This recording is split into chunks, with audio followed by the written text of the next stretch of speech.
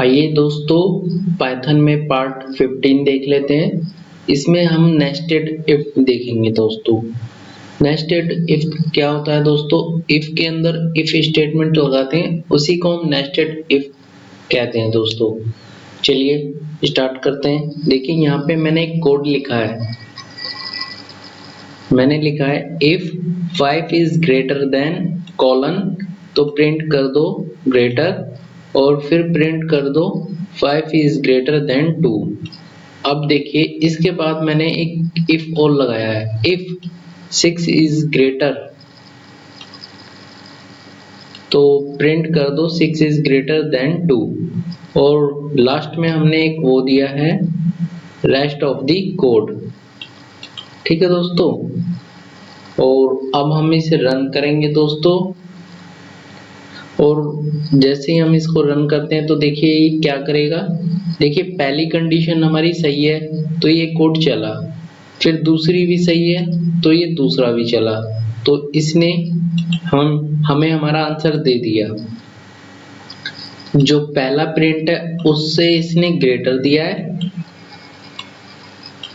और उसके बाद जो प्रिंट है उससे इसने 5 इज ग्रेटर देन 2 दिया है।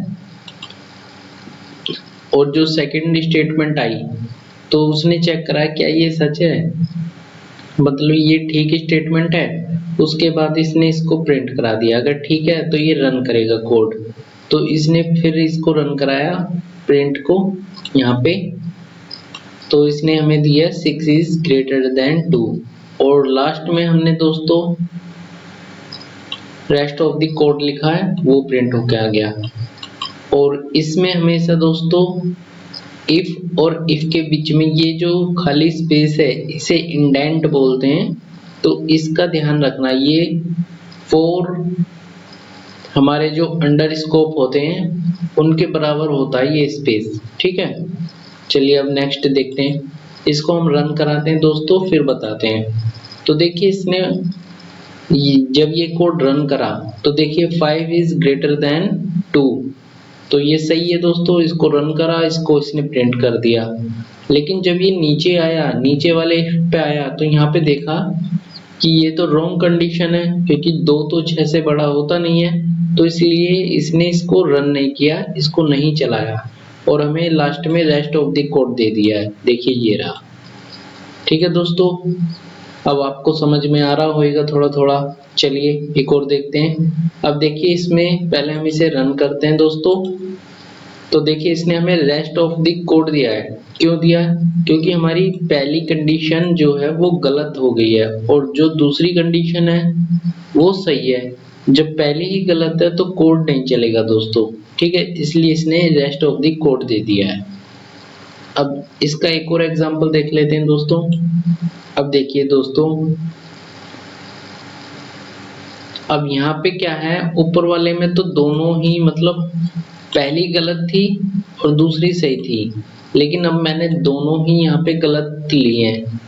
ठीक है, तो इफ के अंदर गलत कंडीशन लिए हैं दोनों। ठीक है, तो ये क्या करेगा, इसको जब रन करेंगे तो ये खाली रेस्ट ऑफ द कोड देगा, क्योंकि जब पहली ही गलत है तो दूसरी तो वैसे भी नहीं चलेगी, और यहाँ तो दूसरी भी गलत है। ठीक है दोस्तों, आई होप आप समझ गए होंगे दोस्तों। अच्छे से समझ लीजिए। बस एक बात का ध्यान रखना, अगर पहली स्टेटमेंट सही है तो कोड रन करेगा, अगर दूसरी गलत है तो दूसरी को नहीं देगा, अगर दूसरी सही है तो दूसरी को भी देगा। ठीक है, और अगर हमारा पहला ही कोड गलत है तो चाहे दूसरी सही हो या गलत हो तो वो उसे भी नहीं देगा। ठीक है, ये याद रखना। बस वो ये देगा जो आप लास्ट में प्रिंट कराना चाह रहे हैं। ठीक है दोस्तों, ओके, थैंक यू।